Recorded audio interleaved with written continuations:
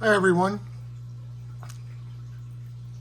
Haven't done a update for the Oyster Reef Aquarium in a while. This is a Chesapeake Bay Oyster Reef Biotope Aquarium. It is mid-February, I guess you'd say, right now. And the water temperature, I don't use heaters or anything like that in my native tanks. In fact, all my tanks are native tanks right now, so I don't have any heaters in use. The water temperature down in my downstairs of my house is basically my fish room, I guess. Water temperature today was 59. During the coldest days of the winter, temperature got down to around 53. That was the lowest that I've recorded it. During the summer, it gets pretty warm down here. There's no air conditioning or heating. I don't have it on down here. So in the summer it gets warmer, so the water temperature of the tank gets between 75 and 80. The highest I've ever recorded it was 81 one day. And I think the fish like the temperature range. It's in the wild, the temperatures could be in the upper 80s or low 90s in some of the places that these fish are found in the summer. And in the wintertime, as low as, you know, if you figure if the Chesapeake Bay freezes over in the areas where I caught these fish, they could be in 39-degree water down near the bottom. And of course, they're not going to be up near the top where it's 32, but certainly it's a lot warmer in my house in the winter than it would be in the Chesapeake Bay. So in the bay, most of the benthic fish, the skilletfish, the gobies, and the blennies all head to deeper water. And the spot, I don't even know if they stay in the bay. They probably migrate south. The sheepshead minnows move into the marshes and bury in the mud, from what I understand. And I think the Mummichogs, they may do the same thing. I really don't know much about their behavior in the wild. One thing interesting to note is the Mummichog was the first fish species to ever visit space.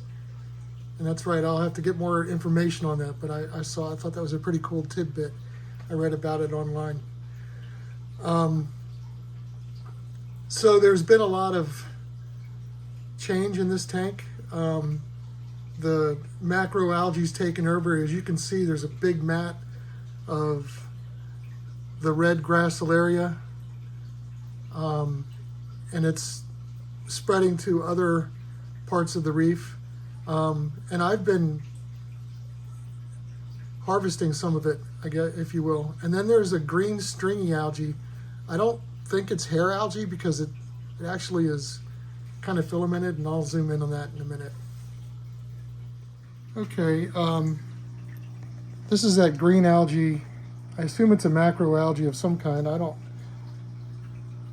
It seems to be filamentous, but not, I just don't think it's hair algae. It seems like it branches. So if anybody knows what that is, please kindly put it in the comments. One of my favorite things to do is to film what I call the cavern. But look how much it's changed with all the algae, the macroalgae growing. It's still fun to watch, but I need to prune the algae so the cavern is once again a cavern and not just a jungle, because right now it looks like a jungle. But you can see how far that algae stretches, and it grows fast. I literally trimmed and had a cavern 2 days ago. So just in 2 days, all of this has grown. The good thing is there's not a whole lot of, I haven't cleaned that. There's a little bit of algae that I missed growing on the tank glass that you can see right there the last time I cleaned it off. And every now and then there's a couple patches that are starting to grow. And so I need to clean the tank glass inside. But for the most part, the glass has been pretty clean like this for a month and a half. And I'll show you why in a couple minutes. There's this skilletfish clinging to the front glass. As you can see, they have suction cups. Their fins, their anal fins and pelvic fins form a suction disc, and they're shaped like a skillet, so that's why they call them skilletfish. There you can see the blennies. They're very active. There's a male striped blenny. There's a couple females right there. There's a smaller female that I added to the tank recently. I'm not sure where she is. There's 3 female striped blennies and 3 males in here. So I've got 6 total.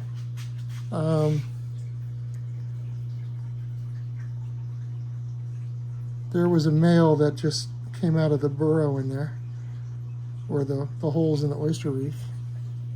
And there's a naked Goby.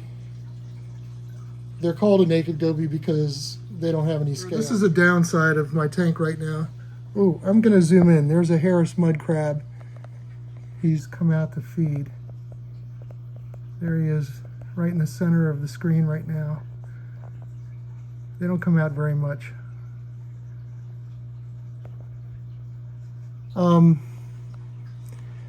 But the sheepshead minnows have come up with some sort of parasite, and all these fish have been quarantined. So I don't know how they got in here, but so far it's been like 2 months now that these fish have been infested with whatever these parasites are. They seem to eat and be happy, and they don't seem to be bothered by it. But whatever this parasite is, or whatever it is, seems to only affect that species. All the other fish are clear of parasites. Some of them, the Mummichogs, I used to think of them as disease magnets because you really have to do a good job quarantining them because they carry everything. And I think Spot do too. There's a spot right there. But most of the Mummichogs are parasite free. They have some injuries from when they get spooked and they run into an oyster shell. Same with the Spot, sometimes get that. But they heal up. I actually had one of these Mummichogs had Popeye for a while. You may have seen it in one of the other videos. And then all of a sudden the Popeye disappeared. So here comes a, you could see whatever that is on that fish. I don't know what it is. I haven't hooked it up yet, but I have an ozone, a UV sterilizer, and maybe that'll knock this parasite back a little bit. If anything, it'll really clear the water up. I just fed them so the water's a little bit on the murky side. It's been gin clear for a long time now, since I had a green water problem a while ago. Sometimes if you see the Spot, it's interesting to watch them when they're feeding. They pick up food off the bottom. They'll scoop up. So the sand layer, as you notice, is not very even. And it's thicker as you go to the right side of the tank and thin to the left. The main reason for that is what you just observed with the Spot, is they scoop up mouthfuls of sand and spit it. And where they spit it out is accumulated in the front. So I have a lot more sand that I could add to this tank. I just haven't done it. But I don't know. I'm kind of happy with the way it looks right now. So we'll see. With not so much sand over here, you can see all the fossils that I glued into the reef.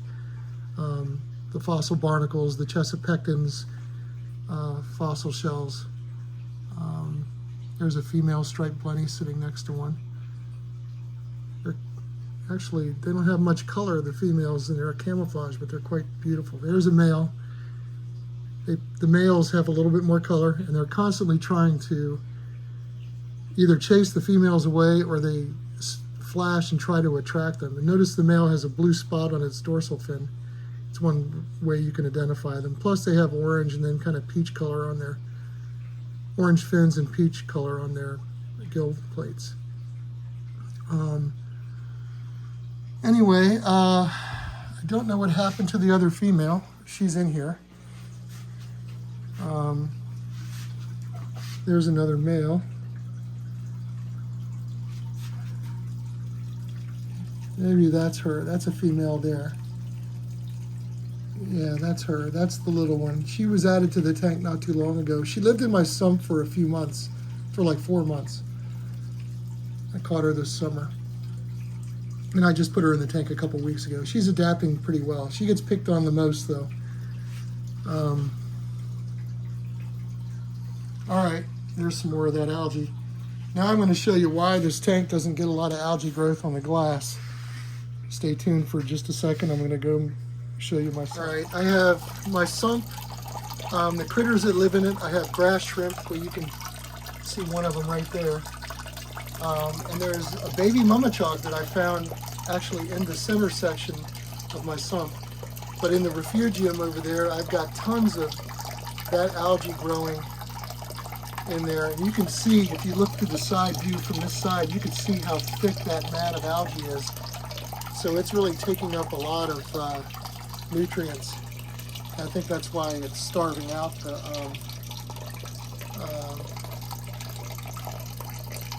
the algae that might grow in the tank. There's a mud crab down there. I don't know how he got in there. Somehow he crawled through the sump, I guess. Maybe he was tiny. This is where the female Blenny lived for a long time. I don't know what's living in there now. But there's grass shrimp, at least one crab, probably a bunch of worms, and the little Mummichog. And I can't get a video of him right now because, of course, the algae mat's too thick. I'll have to harvest some. So you might wonder why my return. So that's the return that sends water back to the tank through the wall. The tank's in the rec room. This is a wall into my basement.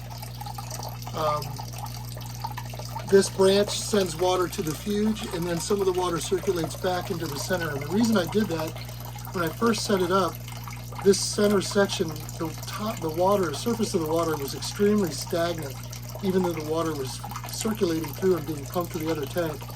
So I added that branch back to increase to put a little flow and splash in there to break up that stagnation. Then I added a bunch of limestone rock that I found various beaches in the Northeast. The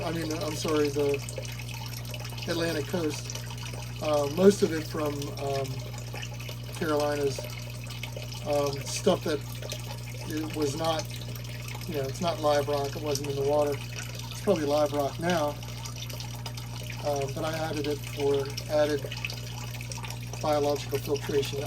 There's a media basket that I made out of 8 crate that has lots of filter media, hard filter media. And then I have sponges in this box that I made out of Tupperware. Don't tell my wife that I stole her Tupperware, please. So that's the sump. And that's why algae seems to be sort of under control, except for that green stringy stuff. So in conclusion, we're going to watch the cavern for a little bit. It's kind of my favorite place to watch in this tank. Oh, I like the whole tank, but basically when I sit, this is the view I see if I move close to the tank. I just love the way the fish move through the tank. It's just constant action. I probably have too many fish in here, but everybody seems to be doing well. The only fish I've lost so far, I had a spot jump out of the tank after I first introduced them. I once had 4 of them in here, and I think that's the only fish I lost that I know of. But I couldn't tell you exactly how many sheepshead minnows I had in here in the beginning, or how many Mummichogs, because once you introduce them, and when we caught them, we had a total count, but we split them. A friend of mine and I each split the catch, but it doesn't really matter. They're all doing pretty good. I don't think I've lost any of the Mummichogs. The Blennies and there's 7 skilletfish in here, probably 5 gobies, if I remember right. I don't remember. I put a stocking list up a while back in one of the videos, and I had the numbers that I thought were accurate at the time. But there's definitely 6 Blennies in here now. Probably for the striped Blennies, that's all I'm going to add. I'd like to catch some feathered Blennies, maybe have a mated, a pair that I could mate and put in here.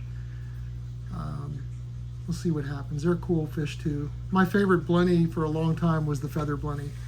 I have yet to collect one. The only one I've ever caught was back in the mid 70s, late 70s, I'm sorry. I caught one. I was out on a boat in a class and we caught one, and I asked to keep it, and I kept it in my fish-only saltwater tank back at the time and lived for years. It was a great fish. So I want to get some of them, but I've, of course, fallen in love with the striped Blennies. I've always been fascinated in them. I started collecting them and keeping them several years ago. Had a smaller version of this tank, a 20-gallon version. This is 100 gallons. It's 3 feet by 3 feet, and it's 18 inches tall. So it holds roughly 17 1/4 inch of water, it looks like. And I have a 40-gallon sump. If you were to fill it to the brim, it holds 40 gallons. So there's probably, I would say, 30 gallons in there now. So it's the biggest system I've ever had, volume-wise, and I'm really happy with the tank. It was custom made by a guy locally, and he did a great job. I'll talk more about him in another video. But anyway, that's the update. I hope you all enjoy the tank. It's fun to watch them. They all come up to I would say the time I least like to watch them is when I feed them and they all come to the front to eat. I much rather, my favorite time to watch is about 20 minutes after I feed them. Like right now, you watch them foraging. This is what they normally do in the wild, and I like to see their natural activity, and then they react to each other. And I still have some fish that are interested in me sitting here. What I did before at one time to prevent that was I built a little blind to hide behind and watch them. So I haven't gone to that extreme yet. It may come down to that sometime. Anyway, if you know the name of that algae, let me know. You can see there's some type of brownish hairy algae that grows off the oysters too. There could be some ulva still in here. Oh, let me mention something about ulva. It's called sea lettuce. It grew really well in this tank in the beginning. It was forming mats up at the surface and like big towers of it coming off the Oyster Reef. It kind of was cool. It was creating a neat effect. I wanted it to keep it in there, and then one day I came down to do a feeding, and I noticed the water level was all the way up to the Euro bracing at the top. It would have spilled over had I waited much longer. And I went back to look, and I saw that my overflow was clogged with broken pieces of ulva that were either broke off on their own or fish or crabs broke them off. So I yanked all the ulva out and put it in my sump at the time, as much as I could find, because I didn't want to have an accident and have a flood on the floor. So I haven't had any problems with the species of algae that are in there now. So all I have to do is prune the algae to keep it looking good. But I like a little wildness in the tank. To me, it makes the tank looks lived in. It feels to me like this might be what I would see if I snorkel or something at one of my collecting sites,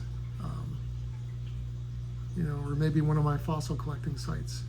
Calvert Cliffs are known for good fossil collecting, and all these fish live in that area too.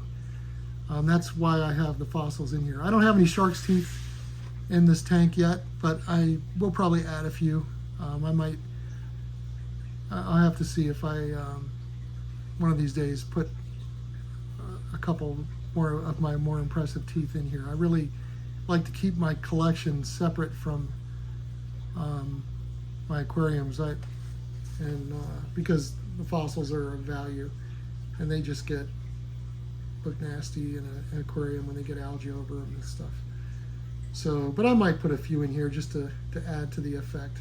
I've got lots of broken ones that I could throw in here and give it a more. Now, shark's teeth are not found throughout the shorelines of the Chesapeake Bay, but there are areas where they're plentiful, and the biotope, it fits the biotope too. So I wouldn't be altering the biotope that way.